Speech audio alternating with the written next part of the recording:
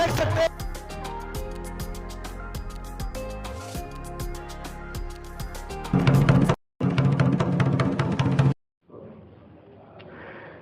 नमस्कार, जय हिंद, जोहार, जय छत्तीसगढ़। मैं विनय पांडे और आपने देखना शुरू कर दिया है मुनादी चौपाल। हमारे साथ मौजूद हैं रायगढ़ के वरिष्ठ पत्रकार युवराज सिंह आजाद जी। हम लोग दरअसल इकट्ठा हुए हैं यहाँ ये विश्लेषण करने के लिए कि राज्य में कांग्रेस पार्टी की जो बड़ी हार हुई, अनएक्सपेक्टेड, अनप्रेडिक्टेबल जो हार हुई है, इसके पीछे क्या कारण हो सकते हैं। अगर हम रायगढ़ शहर की बात करें, रायगढ़ विधानसभा की बात करें, तो यहाँ की हार भी अनएक्सपेक्टेड है, अनप्रेडिक्टेबल है, क्योंकि कोई भी आज तक रायगढ़ विधानसभा बनने से लेकर के आज तक कोई भी ऐसा प्रत्याशी नहीं हुआ जिसने 64,000 से ज़्यादा मतों की लीड ली हो। ये पहली बार ऐसा हुआ। क्या खास था? यहाँ से भाजपा प्रत्याशी के रूप में ओपी चौधरी जी पूर्वाई से वो चुनाव लड़ रहे थे, और कांग्रेस की ओर से प्रकाश नायक चुनाव लड़ रहे थे, जो यहाँ के सिटिंग एमएलए हैं, तो वो चुनाव लड़ रहे थे। तो यहाँ की बात तो हम करेंगे, लेकिन सबसे पहले हम छत्तीसगढ़ से शुरू करते हैं, जहाँ के बारे में मतलब किसी को ये संभावना भी नहीं थी कि कांग्रेस की सरकार ऐसे चली जाएगी। वहाँ सरकार चली गई है। अब क्या हो सकता है? अब तो कुछ नहीं हो सकता, लेकिन इसका अगर हम विश्लेषण करें कि आखिर क्यों ऐसा हुआ, तो इसके लिए चलते हैं युवराज सिंह आजाद जी के पास। उनसे पूछते हैं, आपको क्या लगता है कारण? शुरुआत मैं यहाँ से करता हूँ। जो था जुलूस वे गुजर चुका, जो था जुलूस वो गुजर चुका, धंधे की चक चाय चाय चौराहों की फिर वापस लौटी, सब काम शहर के पहले जैसे हुआ है। तो ये लाइन बोलने के पीछे मेरा मकसद ये था कि एक नाटक है लुत्वा का शाहनामा, उसमें एक संवाद है, और क्योंकि बहुत जुलूस जलसे का जो दौर था वो ख़त्म हो गया है, अब बैठ के हम आराम से बात कर सकते हैं। तो जहाँ तक आपने बात की है छत्तीसगढ़ की, छत्तीसगढ़ में मुझे अगर कहते हैं कि वन लाइनर क्या है इस हार का, मुझे लगता है कि भाजपा और कांग्रेस दोनों ही पार्टियां अपने अपने तरह की चुनाव लड़ी, लेकिन कांग्रेस की हार के पीछे जो वन लाइनर है वो ये है कि इनके अंदर का जो संग्राम है वो इन्हें खा गया। चाहे भूपेश और बाबा का संग्राम हो, चाहे आप वहाँ से रायगढ़ आ जाइए, यहाँ जो अंदर मारकाट मची हुई थी वो संग्राम हो, तो पूरी तरह जो है नेस्तनाबूद कर दिया। और क्योंकि अच्छी स्थिति में 5 साल सरकार चलाए हैं, ये 2 साल कोविड के थे, उसमें तो कोई काम नहीं कर पाया, फिर भी आपने जो है सत्ता में रह के सर्वाइव किया कांग्रेस ने, तो और लोगों से जुड़ाव बनाया अपना, और ग्रामीण क्षेत्र से जुड़ी हुई आपने योजनाएं चलाई, लेकिन फिर भी सारा कुछ धुल गया। इसके पीछे रीजन यही है कि आप रायपुर में बैठ के सत्ता जरूर संभाल लिए, लेकिन आप अंदर का जो संग्राम था उसे खत्म नहीं कर पाए। आज सरगुजा की स्थिति देख लीजिए, वहां आज आप बस्तर की स्थिति देख लीजिए, बिलासपुर संभाग की स्थिति देख लीजिए, यानी रायपुर की आप स्थिति देख लीजिए। रायपुर में तो पूरी तरह साफ, सरगुजा में पूरी तरह साफ। ऐसा कहीं होता है? यानी इसका मतलब यह है कि आपके प्रत्याशी से लेकर आपके टॉप लेवल के नेता तक को नकार दिया गया। वो तो सीएम अपनी सीट बचाते मतलब मुश्किल से बचा पाए हैं। क्यों नकार दिया गया? उन्होंने आखिर ऐसा, जब भी हमसे कहीं या किसी से बात होती थी तो ये बात पूछा जाता था कि क्या कोई विरोधी लहर है? हमें तो नहीं दिखा कहीं कोई विरोधी लहर हो, या किसी के सपोर्ट में भी कोई लहर नहीं थी, लेकिन विरोध की भी कोई लहर नहीं थी। किसानों को मिला, युवाओं को मिला, सब कुछ अगर बिजली माफ था, सब कुछ तो था ना। फिर ये क्यों हुआ? क्या मतलब एक सवाल और है इसी में जुड़ा हुआ कि एक बार टी.एस. सिंहदेव ने एक इंटरव्यू में कहा था कि 5 साल काम करने से आदमी चुनाव जीतता है, 5 दिन काम करने से नहीं जीतता है। तो ये तो फेल हो गया, ये थ्योरी फेल हो गई ना। इसके पीछे मुझे लगता है कि लोग बहुत समझने लगे हैं चीज़ों को। आप जिस तरीके से काम कर रहे हैं, कब आप बेरोजगारों को आप भत्ता देना शुरू कर रहे हैं? जब बात पीएससी घोटाले की उठ रही है तब आप भत्ता देना शुरू कर रहे हैं, यानी उसको, उस मामले को डिफ्यूज करने के लिए आप जो है तो भत्ता देना शुरू कर रहे हैं युवाओं को। तो कैसे युवा विश्वास करेगा आपके ऊपर? जहाँ तक महिलाओं की बात है, महिला सम्मान की आप बात करते हैं, महिलाओं को जब 12,000 रुपये देने की बात करती है बीजेपी, तब आप कहते हैं हम 15,000 रुपये देंगे साल का। इसका मतलब समझ तो आ रहा है ना कि आप कहाँ से कॉपी पेस्ट कर रहे हैं। तो आपके ऊपर क्यों भरोसा करे कोई? और भरोसा नहीं किया गया। अब जो है मतदाता बहुत ही जागरूक हो गया है, और ग्रामीण क्षेत्र और शहरी क्षेत्र में विभक्त मत कीजिए मतदाताओं को। अब किसी वर्ग विशेष में विभक्त मत कीजिए, जाति विशेष में विभक्त मत कीजिए। अब जो है मतदाता साइलेंट रहता है और ऐसे ही परिणाम देता है जिस तरह के परिणाम आए हैं, जिसकी उम्मीद नहीं की जा सकती थी। तो हार के पीछे जो कारण है वो मुझे लगता है कि एक तो इनका अति आत्मविश्वास, और दूसरा जो इनके भीतर का जो गुटबाजी है, इनके भीतर सत्ता, जो संगठन में संग्राम मचा हुआ है, इनके भीतर सत्ता में रहते हुए जो संग्राम मचा हुआ था, वो कहीं ना कहीं इनको खा गया। ये चीज़ और जो बात कही जा रही है कि पिछले 15 सालों से जो एक गुट था कांग्रेस का, जो पिछले चुनाव के 2 साल पहले अलग हो गया था, जोगी कांग्रेस या जोगी के जो लोग थे वो पिछले चुनाव में अलग हो गए थे और चुनाव लड़े थे।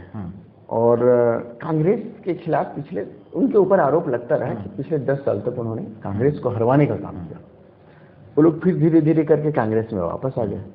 तो क्या ये भी एक कोई वजह है?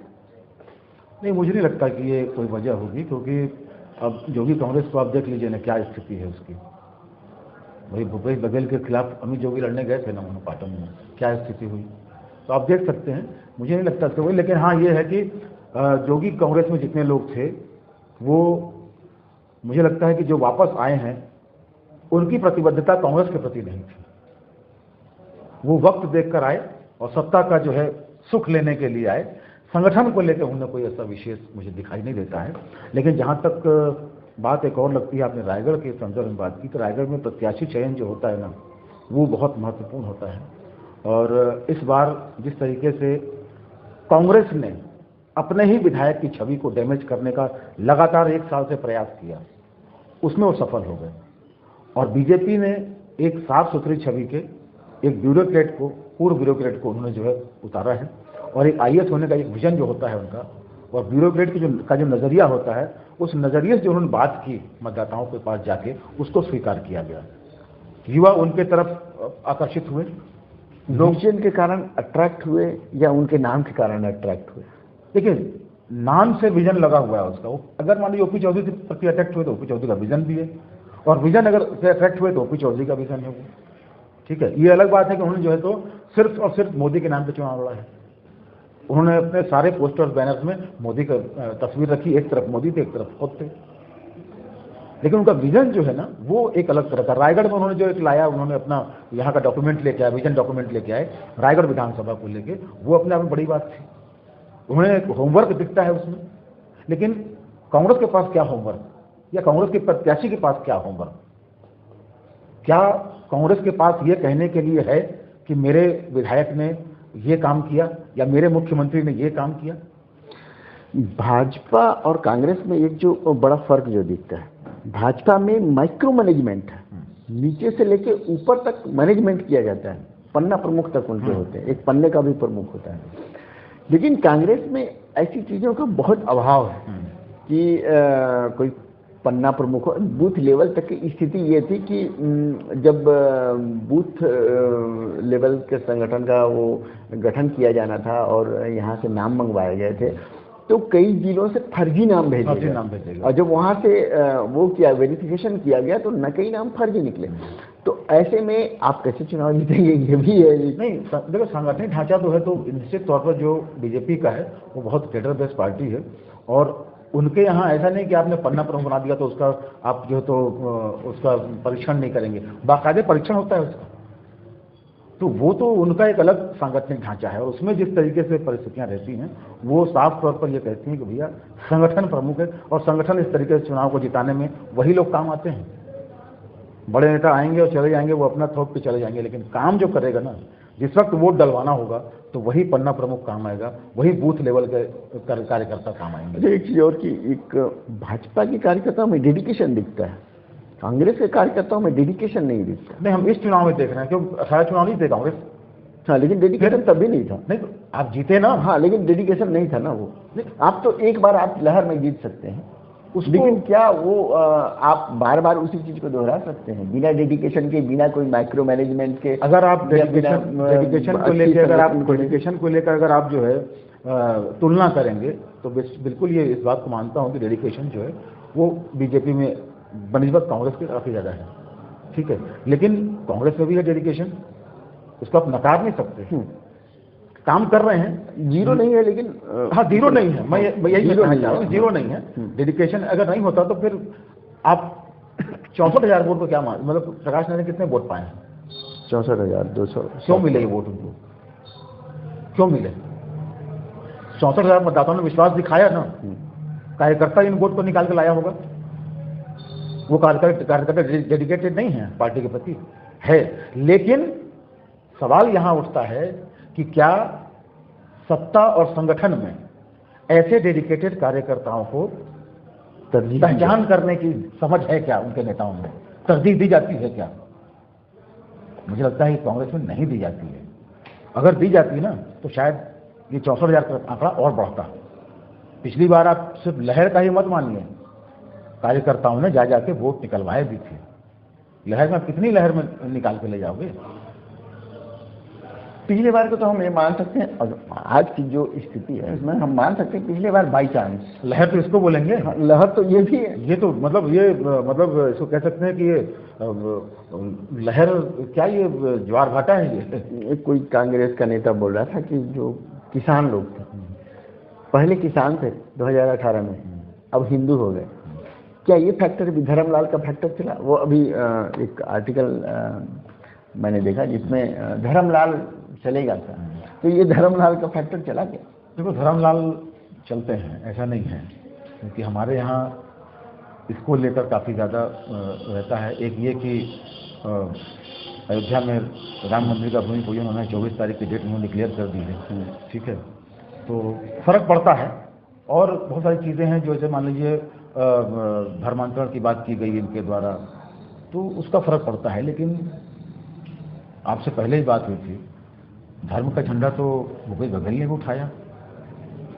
तो ये मतलब देखिए, दो दुकानें हैं। हाँ, वही कह रहा हूँ, वही तो झंडा तो उन्होंने उठाया। आप क्यों उठाए? हाँ, जिसका दुकान है उसको रहने, उसको मालूम वो चलना है तो मैं उठाऊंगा। ये भी उसका चल रहा है, सामने वाले का मैं उठाता हूँ। सामने वाले की जो है आइसक्रीम दुकान खुल रही है, अच्छी चल रही है, मैं भी खोल लेता हूँ।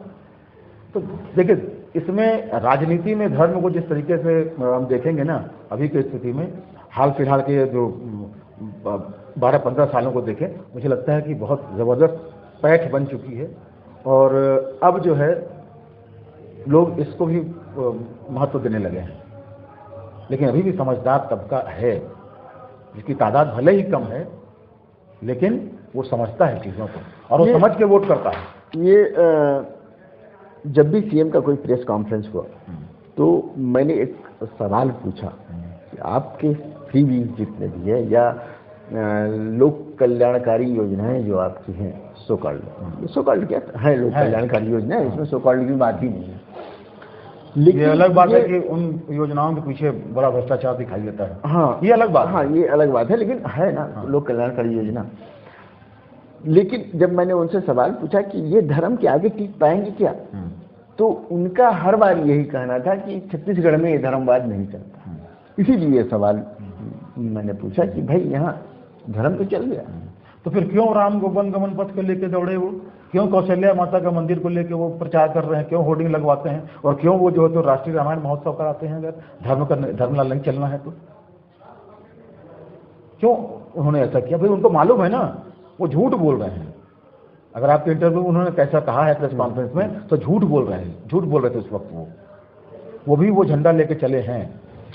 और जहां तक एक चीज और मेरे को लगता है मिस हो जाएगी, वो अभी अचानक मेरे मेमोरी में आ गई कि करप्शन को जिस तरीके से विपक्ष ने पिछले 1.5 साल के अंदर जो उठाया है करप्शन का मामला, चाहे पीएससी घोटाला हो उसमें युवा निकल कर आए हैं, चाहे वो कोयला घोटाला हो उसमें जिस तरीके से लेवी वसूली का जो मामला हुआ, इसमें जिस तरीके से प्रचारित किया गया विपक्ष के द्वारा, और जो शराब घोटाले को लेकर बात की गई, फिगर तो 2000 करोड़ का बोल दिए उन्होंने, लेकिन ये उन्होंने एस्टैब्लिश कर दिया कि ये घोटाले हुए हैं, लोगों की दिमाग में, मतदाताओं के दिमाग में बैठा दिया उन्होंने कि भैया ये घोटाले हुए हैं, स्वीकार करो इसको। ये डिफेंड नहीं कर पाए, ये कर नहीं कर पाए, डिफेंड नहीं कर पाए। महादेव ऐप घोटाले में देख लीजिए, इनके अधिकारी सब जेल में है, तो कोयला घोटाले में, बकई घोटाले में, इनके ओएसडी चले गए महादेव ऐप। देखिए, महादेव ऐप घोटाले का ये है कि इनका जो ईडी का जो मेन गवाह है वो खुद अपनी बात से कोर्ट में पलट जाता है।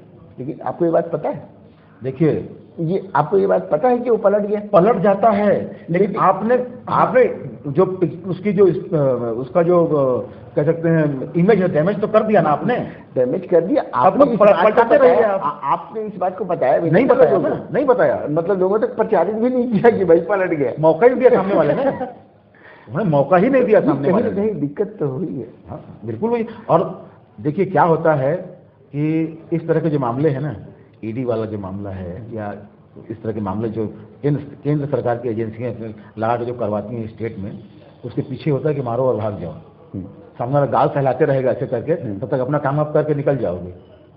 मतदाताओं के दिमाग में तो डाल दिया ना, तो वोट डाल जाएगा, वो ध्यान रहेगा, अरे यार बोले तो कोयला घोटाले में है, इसका तो शराब घोटाले में, तो बोलेगा नहीं, मतलब वहां वो चेंज करेगा कुछ। तो ये वही सब चीज़ों का परिणाम है ये। और बहुत सारा इसमें घाल मेल है, चाहे करप्शन को ले लो आप, चाहे संगठन में उठापटक को देख लो, ब्यूरोक्रेट हावी हो गए। 5 साल में आप बता दीजिए कैसे नहीं हुआ, ब्यूरोक्रेसी हावी हो गई। और वो जो कहते हैं ना कि ब्यूरोक्रेसी का हावी होना, आम आदमी परेशान होता है। अगर तहसीलदार के यहाँ कोई जा रहा है और अगर उसका वो काम नहीं हो रहा है, 10 बार दौड़ने में भी नहीं हो रहा है, तो फिर वो मान के चलिए वो परेशान होगा, तो वो क्या करेगा? सरकार को ही दोष देगा। ठीक है, बिल्कुल। तो इस तरह की परिस्थितियां हैं। सरकारी अधिकारी कर्मचारी को देख लीजिए आप। लेकिन जिस तरीके से रुझान आए थे शुरुआती दौर पर, अगर हम कहें तो ये जो वोट गिरे हैं सरकारी अधिकारी कर्मचारियों को, पोस्टल बैलेट, उसमें काफ़ी बढ़त थी इनकी। मतलब हम तो कल लाइव कर रहे थे, हमने देखा है कि उस वक्त तक ये बहुमत को पार कर चुके थे पोस्टल बैलेट में। जो रुझान आने शुरू हुए आधे घंटे के दौर में, 1 घंटे के अंदर, 8 से लेकर 9 के बीच में 46 क्रॉस कर देते ये लोग। इसका मतलब तो ये है कि आपको पोस्टल बैलेट अगर आपके पक्ष में गिर रहा है तो आप क्या करोगे उसको? तो वो इनको फायदा मिला। लेकिन आम आदमी जो ब्यूरोक्रेसी से परेशान है, वो तो आपके खिलाफ वोट किया है ना, करेगा, और किया है उसने। तो ये पूरी चर्चा आपने सुनी। कुल मिला के लबुल हुआ ये है इस डिस्कशन का कि कांग्रेस पहले नंबर तो ओवर कॉन्फिडेंट, दूसरा कार्यकर्ताओं को जो सम्मान मिलना चाहिए, जो जिसका उपयोग उस तरह से किया जाना चाहिए उस तरह से नहीं हुआ, ब्यूरोक्रेसी बुरी तरह से हावी हुई और जनता परेशान हुई। इसके अलावा भी और बहुत सारी चीज़ें हैं। अब स्पेस थोड़ा सा छोड़ना चाहिए, कांग्रेस भी अपना आत्ममंथन करके निकाले सही है कि और उनसे क्या क्या गलतियाँ हुई। तो यहीं पे इजाज़त दीजिए। Thank you. देखते रहिए मुनादी चौपाल, पढ़ते रहिए munadi.com, the voice of voiceless. Thank you.